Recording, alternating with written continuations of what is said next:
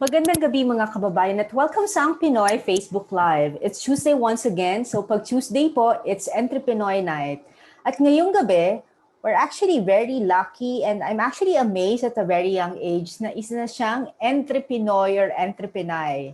Our guest for tonight is actually, I have a código because I have to read her accomplishments.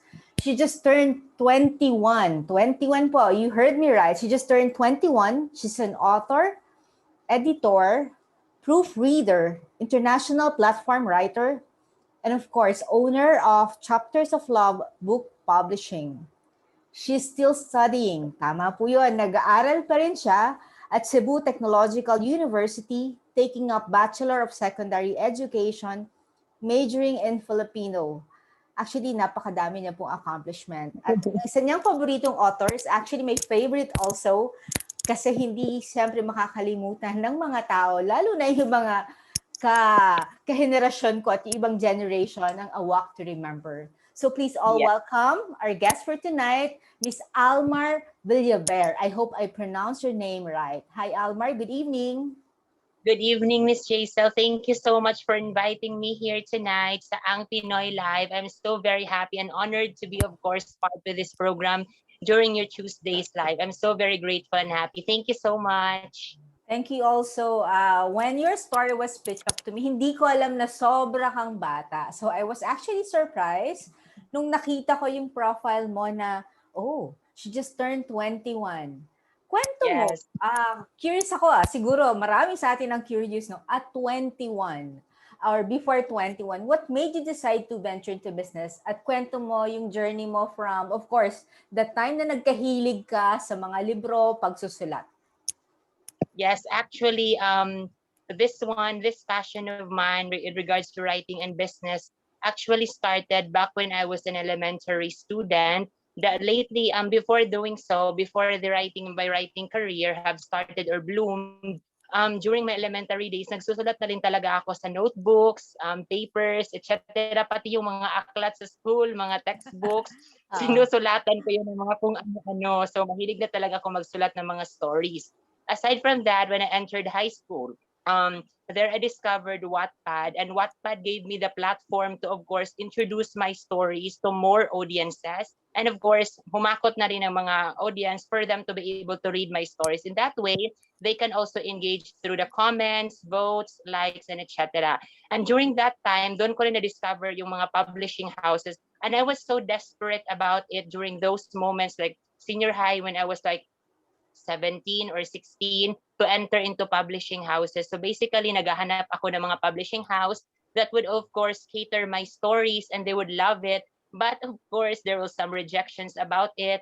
May nagkaroon din ako minsan ng mga downfalls. It's because in the publishing houses, it's very hectic kasi they are looking at the story, like the storyline itself, the plot, the twist of the story, the conflict, it should be unique, etc. So nandun dapat ang lahat ng mga ingredient na yun para ma-approve sa isang publishing house. I actually got 13 rejections sa isang publishing house before I became a published author back in 2019 sa Blue Sky Press publishing house or isang indie publishing house owned by Miss Crystalline Anuevo. During that time, I have, of course, my first book published called Kahapon Ngayon, Bukas Ay Ikaw. And of course, it's still available in Shopee, I guess, right now. And at that time, sabi ko, okay na siguro to. I already became a published author. So, natupad ko na yung pangarap ko. My writing career has bloomed. And of course, marami na medyo may makakakilala na sa akin. It's because I already have a copy of my book. But at that moment, ang hirap pala talagang pumasok sa publishing house. Ang hirap magbenta ng libro, lalo na kapag hindi ka pa sikat, hindi ka pa kilala. And of course, it's a challenge for me as a new writer. So, I decided, of course, to hibernate. Nag-hibernate po ako ng mga 1 or 2 taon. Hindi ako nagsulat. Ipinagpahinga ko yung sarili ko, yung utak ko. And when during that time, I was already studying college back then. The first year ako noon. And at that moment, na-inspire ako. Nagtrabaho ako when I was, of course, in first year. I ventured into call center. Nag-call center ako. At during that time, nag-ipon for me to be able to start my own business, which is CLP right now, Chapters of Love Indie Publishing. And at that moment, I've realized that writing will of course give me platform that will introduce to more audiences, that they will able to read my stories. But I want to of course discover more. I want to explore more and help of course writers like me. So basically doon nag-start ang CLP na binuo ko yung CLP with a passion in mind to help other writers as well who are struggling to find the right publishing house to publish their works. So doon po. Wow! Actually, na-amaze ako. So, elementary ka pa, umpisa na kahilig magsulat. What inspired you? Doon muna tayo sa kasi ang ganda ng journey mo, medyo mahaba, and let's talk about the rejections later and how you were able to set up your own publishing. What inspired you when you were in elementary to write? Actually, Meron ba back when ano ba yun? Sorry yan ba ay sa dugo niyo talaga? Actually, I don't have a sibling and a sister or brother na writer, and I'm an only child as well. My mom died early when I was, of course, 5 years old, and I only have my dad with me. Na malayo din sa akin kasi may trabaho siya. So basically, I lived in different houses during my elementary days. So iniiwan niya lang ako. So during that time, I don't have someone to refer to na mahilig magsulat. So basically, nagsimula ang passion ko sa writing when I was of course grade 4, nung siguro na sinabi ko na to sa Facebook, pinost ko na to sa Facebook before. Back when I was grade 4, habang dito sa bukid kasi maraming mga plants, of course, like that, may napulot akong libro ni Miss Dream Grace and Martha Cecilia sa tubuhan. So yung libro na yon medyo gula-gulanit na, sira na yung cover, nawala na yung chapter 11. Tapos, wala na rin yung ending ng story. So basically, doon nagsimula yung hilig ko sa pagsusulat ng mga nobela, because when I read the story, I was literally hooked by it. And oh my gosh, writing is really my passion. So basically, after reading Martha Cecilia's books na gula-gulanit na, doon nagsimula yung passion ko na, hala, magsusulat ako. This is my passion. Siguro ito talaga ang calling ko. So basically, that's of course what started my dream. Oo. Yeah. And then sabi mo 2016, was it 2016 when you first launched your own book? Kumusta yun? At ano naman yung inspiration mo doon sa, is it a novel? Yes, that was a novel that is entitled Kahapon Ngayon, Bukas Ay Ikaw. And that was actually inspired by my crush. Actually, dahil yun sa kanya, kaya naisulat ko yung nobela na yun. And it's of course really wonderful. It's a wonderful experience. Ako kasi kapag nagkagusto ako, I literally going to write everything what I wanted to, of course, do. Especially pinapatay ko yung mga characters. I do end up in a tragic ending. Gusto kong mamatay. Hindi naman kasi kami nagkatuluyan. So ganito, ganyan. Patayin ko na lang siya in the end. Ito. Yeah. So how was it? Sabi mo no, that was actually the first time na naghanap ka ng mga publishers. I actually know kasi kami publishing din kami. We're into publishing and I know how frustrating it is. Kamusta yung pagpunta mo from one publishing house to another tapos nagpi-pitch ka? Actually, it's really a struggle for someone like me, and I know it's of someone can relate or anybody can relate to this, especially yung mga baguhang writers ngayon na nagsisimula pa lang. It's really a struggle to find the right publishing house that will really cater to you and of course will really accept you. The fact, of course, aside from the fact that you have the story to tell, aside from that, it's really a struggle. It's because nowadays most of the publishing houses, if not all, only cater to those stories who have a big or massive fan bases. Yung may mamalaki ang reads, malalaki ang votes, malalaki ang mga fans club. So basically, yung mga nasa laylayan lang ng mga writers or yung mga nasa laylayan hindi na discover or baguhan pa lang, sila yung mga writers na hindi masyadong ini-entertain. So that was my experience, by the way. So basically, when I search for publishing houses, mga 15 ata yung na-search ko, I can still remember 15 publishing houses and it's all indie pubs. And I've also searched for big companies but I feel very frustrated kasi nga sabi ko, na-reject na nga ako sa maliliit na pub house. Bakit pa ako sasali dito? Ang laki na nito, baka reject din to. So basically, it's really a struggle. That's number one. Second is you will be there, you will have the motivation to continue, but in the end, parang manghinayang ka rin na, ay, para sa akin ba talaga to? May mga ganong doubts ka rin sa sarili mo in the end. Ano sa tingin mo ang nakapagpa-convince doon sa publisher mo na mag-yes sa'yo doon sa nobela mo? Actually, it's really a mystery. It's because it's like this.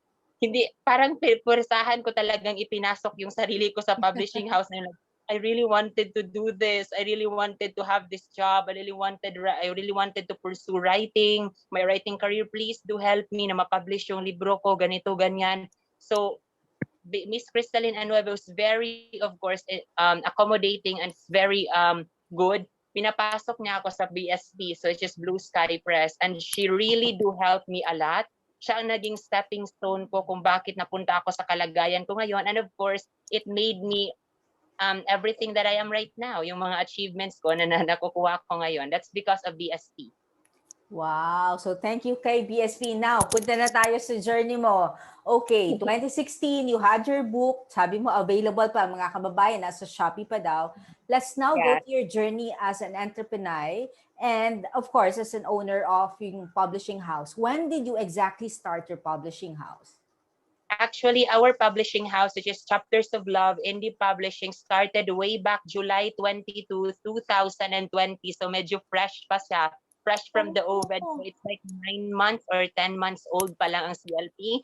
But the massive growth and of course the people that surrounds them, my team, the editors, the proofreaders, the staffs, the format editors, everyone who's around and of course who's helping CLP has been very generous with their efforts. That's why CLP had come this way. So basically sa July 22 and hopefully this July 22nd we'll be celebrating our first anniversary. You claim that na. Thank you. Question. We all know that it's pandemic. Sabi mo, July 2020. What made Yeah. you decide na, oops, this is the time for us to start this business? Kasi alam natin, pandemic, pangalawa, lahat tayo, it's actually digital na. Kasi yan sa amin, concerned din yan. Ano talagang nagsabi sa'yo na, go na?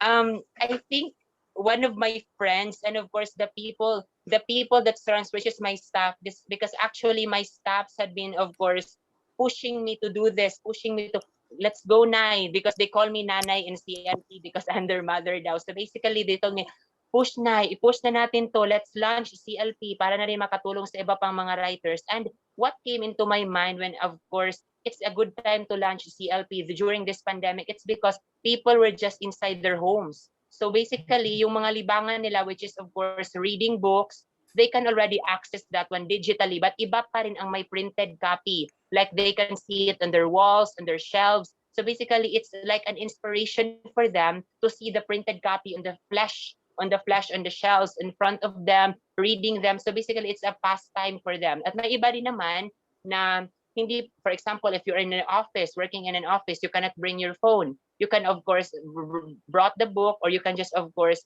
bring anything, including snacks or pwede kang magpunta sa for example, inside your house. Some of us, if you lobat yung mga phones nyo, yung mga laptops nyo, and of course, if you're living in rural areas like where I am right now, so basically, mainam yung mga libro para sa inyo. So that's what came into my mind. And of course, the people that pushed me to do CLP or to launch CLP during the pandemic. Oo nga, nakaka-inspire ka kasi alam natin lahat na it's pandemic. Pero ako agree ako syempre sa lahat ng explanations mo, no? Tungkol sa iba rin yung physical book or even kunwari, we're into magazine, so iba din yung physical magazine. Sabi nga nila, pag inamoy mo, iba ang pakiramdam. That's what they actually say, oo. May mga challenges ka bang naranasan? Kasi, di ba, pandemic, sabi mo, yung area mo, you are actually surrounded by a lot of people who's supporting you. Did you ever experience challenges on those 9 months? Binibilang ko eh. Yes, I do actually face some challenges. And of course, to mention, one of that is that the printing of the books. So basically, kasi nga, pandemic, nahirapan tayo sa, for example, the accessibility of supply for the papers.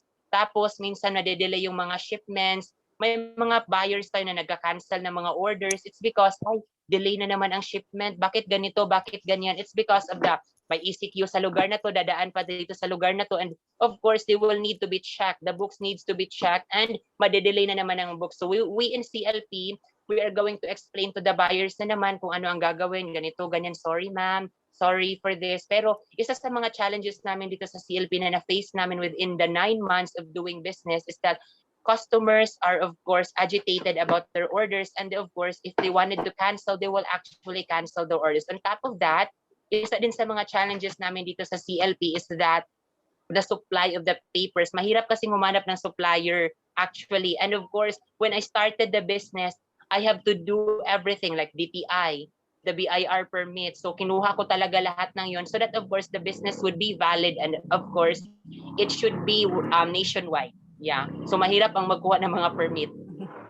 Sabi mo kanina, no, lahat ng mga raw materials kasi from papers, ikaw lahat ang nag-aasikaso. Doon sa mga, may challenges ka, pero doon sa mga challenges na yun, ano naman ang kapalit? Na positive, of course, positive things. The positive things that of course came through the hurdles and of course challenges that we face is that the feedbacks from the customers that we've had. May mga nagsasabi na, wow, ang ganda ng mga libro ng CLP. Wow, the best ang quality nila. Wow, mag-order ulit ako. And of course, we are swarming with orders over and over again. And it's because of the people that surround CLP. Yung mga cover artists ko, as you can see on the page, they are doing their job really well. And of course, it's because they are making the covers so well. Ang gaganda ng mga covers. And my proofreaders and editors as well, they are doing their job very well. That's why the people who have purchased the books really love the books. And it's because of their feedbacks that CLP continues to grow. So yun yung mga pinakamalaking achievement or fulfillment para sa amin. Oo, importante talaga yung mga tao talaga na nandyan para sa'yo. Question, ikaw ay isang publisher na ngayon. Diba? Yeah. Dati, sabi mo nahirapan ka when you were actually pitching your book or yung novel mo. Ang tanong ko, kumusta ka naman ngayon dun sa mga aspiring writers ng nobela? Do you support them? Yeah, so for those people who have, of course, who wanted to write, who aspire to be a writer, and nagsisimula pa lamang, at of course, kakapasok pa lamang sa mundo ng pagsusulat, ang tanging advices ko lang sa kanila, no, is never stop writing. Follow your dreams. I know it's a long way to take. It's a long path to take. And there will be stones, bricks, hurdles that you're going to face, and even, of course, thorns that your fingers need to prick. But all you need to do is, of course, heal it with yourself, write it with your heart, and of course, achieve with your dreams. So basically, take it slow. Take it slow, pero huwag sumuko. Kung napapagod ka na, you have the right. You have the right to, of course, rest. But you don't have the will to quit. Please do not quit. It's because quitters always never win. So yun lang talagang advices for those writers who are of course rejected by publishing house at nagsisimula pa lamang. You will get your time, guys. I agree with you. Pag pumunta ba sila sa'yo, mag-yes ka ba sa kanila? Pag magpapapublish sila sa'yo ng libro? Of course, I will definitely say yes. I have so many writers who have approached me na, please, pwede niyo ba akong tulungan na ganito? Gusto kong magpa-self-pub sa inyo. Gusto kong kayo ang maging publisher ko. Sure, no problem. Just send us the details of your book, ganito, etc., etc., and we're going to help you. Yeah, marami na rin lumalapit sa amin, and we are so very thankful for that. Oo, maganda. Ang galing, no? Iba talaga kapag napagdaanan mo and now you're actually supporting your fellow writer. So, very good job. Paano mo napagsasabay ang schooling mo and at the same time, your business?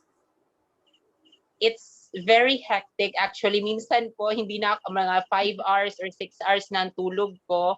And 4 hours, usually 4 hours or 3. Minsan 3, for example, ngayon ang printing ng books. Ngayon week, the whole week is our massive printing of the books. So basically, 3 nights before the printing or 3 nights before isasalang ang mga books sa printer, I would definitely, of course, give myself a time to do all the projects in the school. So like, gagawin ko to lahat, ganito, ganyan, tatapusin ko yung mga projects ko so that, of course, tomorrow morning or tomorrow night and the rest of the 3 nights left, I'm going to focus myself on editing the manuscripts, checking the papers, checking the book covers, kung okay ba siya, yung mga postcard, yung deliveries, etc. So I will, of course, give time to business and also give time to school. It's up to you, actually. It's time management.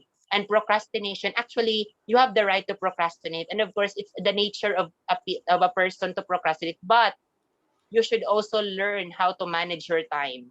Yeah. So, ang hirap na habang pinapakinggan kita, school, tapos yung business mo kasi parang sobrang hands-on ka. So, saan ngayon napupunta yung, balik tayo doon sa first love mo na pagsusulat? Saan siya napupunta ngayon with everything that you actually do? Meron pa ba siyang lugar? Yes, there's still hope for that. I think writing, of course, I still write actually in an international platform in Naval now, which is English. I already ventured into English writing already kasi nga I was discouraged back then sa mga Filipino publishing houses. So I said to myself nga, bakit hindi ko nga i-try tong English platform or English publishing houses? I could, of course, do that. I have the talent to write in English novels. So sinimulan ko siya way back 2020, which is last year lang. Wow. And I already signed the contract last February. Bago lang din ako nakasign ng contract sa Naval now, which is an international platform. And I have contracted 7 novels for them. And soon, I'm applying for Dream. A Dream, if anybody knew about Dream, I'm applying as one of their editors. And hopefully, I'll be get accepted in no time. Oo, so napagsasabay-sabay mo pa rin pala. I mean, meron ka pa ring oras para doon. Yes, I could still update 1 to 2 chapters a week or 3 chapters a week. So, depende pa rin yun sa time. Kapag may extra time ako, so nagsusulat pa rin ako. Oo nga. So, ang tanong ko, meron ka pa bang oras sa sarili mo? With everything that you do? Yes, I do. Good question actually, because yan din ang mga tinatanong ng mga mga kaibigan ko, like, bakit di ka gumagala? Bakit ganito, ganyan? I actually do have time for myself, and I do put my time on that, on shopping, window shopping, online shopping, nagpupunta sa Shopee, Lazada. So basically, yun yung me time ko, nagbi-milk tea. So okay yung me time mo, no? Which is, I mean, naaaliw ka pa rin, tas nandyan ka pa rin, pwede kang maupo lang magpahinga. Siguro maraming nagtatanong, no, sa lahat ng ginagawa mo, ano ba talaga ang long-term goal mo? Where do you really want to go? Do you want to be, kasi nga, di ba, meron ka ng international platform where actually you're right. Now you have Yes. your own business, but you're taking up education. Saan talaga yung path na gusto mong puntahan? I actually, of course, thought that back when I was in first year college. Sabi ko sa sarili ko, it's when I ventured into writing, and of course, and I wanted to do business, and I wanted to do this as well. I wanted to be a teacher. Saan nga ba ako papunta? Ang daming daan na pwede kong puntahan. Sabi ko sa sarili ko, I already asked that about myself. And of course, if I can do that one, both, or at the same time, pwede naman siguro. So basically, it's up to you actually. So as I've said a while ago, it's time management. I really wanted to be a teacher and teach those children or teach the younger kids. Aside from, of course, teaching, I want to incorporate in my teaching as well na about writing novels. I can do that as well. So I can incorporate that in the teaching na kapag malay natin, isa sa mga estudyante ko in the future magiging katulad ko or may passion din sa pagsusulat. So I can help them hone their talents by education. So yun. Tapos sabi mo, diba, you have now a contract with an international international publishing company for 7 novels. Ano talaga, ano ang iyong linya when it comes to writing? Do kanina sabi mo nga about sa crush mo yung una, so it's about love. Yung 7 ba yun? It's also about love. Yun yung una. Pangalawa, yung tema ba na pinupuntahan mo, pwede bang magtanong at curious lang siguro yung mga manunood? Ito ba ay dahil sa sarili mo experience or ano yung inspirations mo dito? Actually, the 7 novels that I've written are actually romance. I've never tried venturing into other genres. So romance talaga ang forte ko sa pagsusulat. So all 7 novels are completely romance, and they are all based on my crushes. Ang dami ko mga crush. So 7 mga lalaki. So basically, I para akong si Taylor Swift, no, na kapag may breakup song, sulat agad. So ganun yung naging tema siguro ng ano ko. kapag may ganito, ganyan, nasaktan kay crush or hindi na ano si crush. So, sinusulat ko na lang sa nobela lahat. So, I have 7 crushes and I have 7 romantic novels.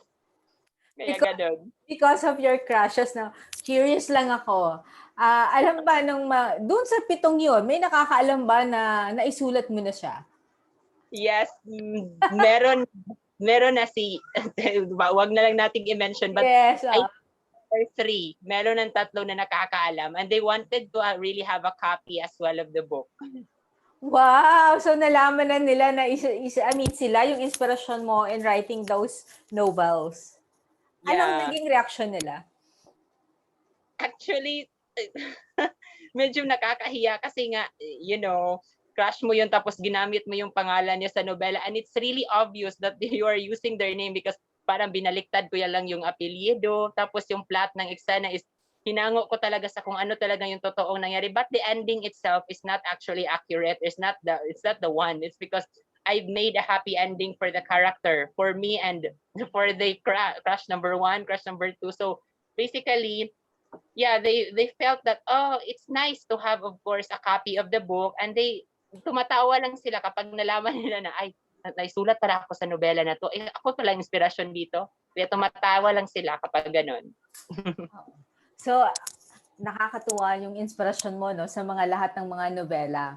Ang tanong ko lang, doon sa mga gustong magnegosyo ng publishing, because I know it's not easy, katulad ng experience mo, ako mismo, I have experienced that personally. I'm also a publisher. Ano ang pwede mong i-advise sa kanila? I think if you're going to do business, you just need to be, of course, hands-on with it. Business needs to be, of course, you need to be focused on it. You need to be hands-on with it para lumago ang negosyo mo. If you really wanted an output on your business, you need to be hands-on with your business. Kailangan mong tutukan talaga ang negosyo mo. It's because someday, not now maybe, but it will make you your bread and butter someday. So basically, kung gusto mo talagang lumago ang negosyo mo, matulungan yung mga taong nasa loob ng negosyo like your staffs, your of course admins, etc. All of the people that surrounds your business, you need to do good on your business. You need to do what's good on your business. Think, of course, wisely and do what, of course, a businessman do. Ganon. At doon sa mga gusto mag-venture into publishing, kagaya mo na sabi mo nga hindi ang focus mo no as Yeah. of now. If you don't mind, magkano ang kailangan nilang i-prepare para makapag-umpisa sila ng maliit na publishing company? Okay. So if they really wanted to go ahead and start with just like an indie publishing house, I think 15 to 20,000 would be enough. That is for the DTI, BIR, and everything. So I just want to name the price. It's because para na rin maliwanagan sila. And of course, it's up to them how to make the money grow. Basically, nagsimula lang din ako sa 15,000 pesos to 20,000, and that's of course the starting capital of the business. So basically, kung gusto na mag-venture sa publishing, it's up to them if they wanted to pour higher than the amount that ever of course mentioned, and it's up to them to go lower than that. But always of course make sure that you can grow the money you have invested. Wow, ang galing. Ito ang tanong ko because you just turned 21. Ano ang advantages and disadvantages of being young in the business?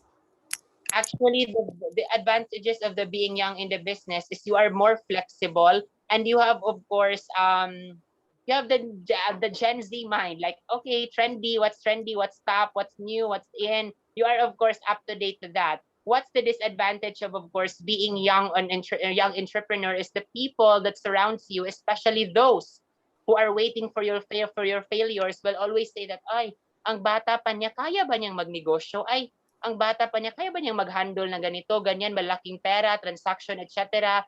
They're like doubting you already that, of course, bata pa siya, wala pa siyang ganitong experience, kakayahan. That's why I will, of course, give advices to those people na gustong mag-venture sa publishing and they're so young, like 20, 21, 22, which is, of course, already, there is, of course, no age limit, guys, to venture into business. As long as you have the heart, the passion, and the will to do business, it's, of course, your business will grow. Nasa sa inyo iyon. You don't, of course, listen to people who will always say na, ay, ganito, hindi pa niya kaya, ganito, ganyan. Because those people are peoples who are going to bring you down. But if you don't listen to them, you will be successful in no time. Yun lang. I fully agree with you because sabi mo nga walang age yan. Young or old, because isisingit ko lang, I actually read in an Instagram post of one celebrity, hindi naman siya celebrity kasi nasa industriya siya ng broadcasting. And she Mm. actually said, wow, at this age, hindi ko alam na magdinegosyo pa siya. Sabi niya, hindi ko alam na magdinegosyo pa ako, siyang sabi niya. And she was actually talking to an older guy. So, kung ako tatanungin mo, wala pong edad ang negosyo, whether you're young or nandun ka na sa edad na yon, lahat po pwedeng Yeah. magnegosyo. Yung bang Yeah. binanggit mo kanina, galing ba yun sa personal experience mo? Yes, actually, it's all coming from my personal experiences. And on top of that, hindi lang naman ibang tao yung nagda-down sa'yo na ganito, hindi mo kaya. Actually, the people that is closest to you, which is your relatives, or minsan kadugo mo pa nga, magsasabi na, ay, di mo kaya, wala ka pang enough na savings, ganito, ganyan. Kaya mo ba talaga? Malaking pera ang hawakan mo, transactions, etc. Paano kung malugi ka? Paano ganito, ganyan? Mababalik pa ba yan? So basically, they're the people who've always, of course, gave me those negative comments. But what, of course, I've instilled into my mind is that if you really wanted to do something, why listen to those people? Listen to your instinct. Listen to those people who give you positive comments, and you will be there in no time. You will be in your destination. I fully agree with you. So, Alma, ganda lahat ng sinabi mo. You're very young at alam ko kung saan ka pupunta. Mahabang mahaba pa. So, please invite everyone to visit, of course, your Shopee page at kung saan pa sa kanila pwedeng kontakin, lalo na doon sa mga bagong nagsusulat ngayon. Yes, so I'm so very happy, of course, to be here with the live tonight. And I'm inviting you, everyone, for those people who are watching and, of course, listening to our live talk today, to, of course, like the CLP page. And you can already purchase our books. We have available for pre-ordering for batch 1 and batch 2 of all of our titles in CLP. You can just check out the page, which is Chapters of Love Indie Book Publishing. And you can also, of course, message the authors for you to be able to avail our Shopee checkouts, for you to be able to have a discount with the shipping fee. And on top of that, you can also follow our Wattpad account, which is Chapters of Love Pub, and our Instagram account, which is Chapters of Love Indie Publishing, for you to be able to get updates in our deliveries and shipments. And for those people who are starting or going to start to write, please do not hesitate to go ahead and, of course, follow your dreams. Do not hesitate to, of course, approach CLP, approach me, because I'm very, very open to all of you guys. I'm going to listen to all of your concerns. If you have something in mind that you want me to get a help with, I would be very willing to help you. I'll be very willing to lend a hand with you. Thank you so much. Very inspiring. Last na lang, what is actually your message to your dad, as you have mentioned, kasi wala na yung mom mo, at doon sa mga taong patuloy pa rin nagda-doubt sa kakayahan mo as a young entrepreneur? Okay, so for my dad, I just want to tell you that I am so very happy that you are my father. And of course, I love you so much. Lahat ng to, lahat ng mga pinagpaguran ko ngayon. And of course, all the money, and of course, all the efforts, the time, the hard work that I'm putting into business, and of course, into school, is all for my dad. And for those people na nagsasabing hindi mo to kaya, hindi mo ganito, ganyan, wala ka mapapala sa pagnenegosyo, malulugi ka lang, etc., etc. Guys, of course, you will never know what will happen in the future. Try it first, see the difference, and of course, it's up to you. It's up to you to hold your faith. So basically, follow your dreams talaga. Wow, thank you. Thank you. At huli na lang, naalala ko, nasabi mo nga yung mga sumusuporta sa'yo, no? At nag-push sa'yo para umpisahan mo yan. Ano ang mensahe mo sa kanila? For those people who have, of course, who are behind my back, especially to my staffs, gusto ko talaga silang i-mention, actually sila La Arnie, Gelong, Moon, Gab, Macdamon, Zaira, Arvin, Ben, si Christian, lahat ng mga staffs ko sa CLP, and all of my admins, proofreaders, etc. I am so very happy to have you guys. I'm so very lucky that you were my people. You're under my tutelage, and I'm very, very thankful for all the efforts, for all the time that you have inputted into the business. And on top of that, I just want to thank also the buyers who have purchased our books, and the writers who are very, very patient and willing with their, of course, writing. I'm so very happy that you're under with me, and I'm very, very thankful for all of the time, guys. Thank you so much. Thank you so much at hindi mo nakakalimutan yan. God bless you and good luck sa business mo. Thank you so much, Jaisal. Thank you also, Almar. Of course, maraming salamat kay Miss Jenna because she was the one who introduced Almar to us. Si Miss Jenna po ay ating section editor sa Ang Pinoy. Maraming salamat, Miss Jenna, at magandang gabi sa iyo. So, mga kababayan, please don't forget to visit our portal. It's www.angpinoy.net. And this episode will also be uploaded at our YouTube channel, Ang Pinoy channel. And we have just actually opened social media page for EntrePinoy, wherein we tell short stories about EntrePinoys. We're actually supporting local. And we will also be sharing tips for the businesses as well as some government updates. So please also like and subscribe to Ang Pinoy channel official for both social Facebook and Instagram. Same with EntrePinoy. So kung hindi pa po kayo nakakapag-subscribe sa aming YouTube channel, please subscribe, like and subscribe, and follow us. So thank you, Almar. Maraming salamat and good luck sa business mo. Thank you, Miss Jaisal. Thank you for the Thank opportunity, you. Pinoy. Thank Thank you. you. Thank you.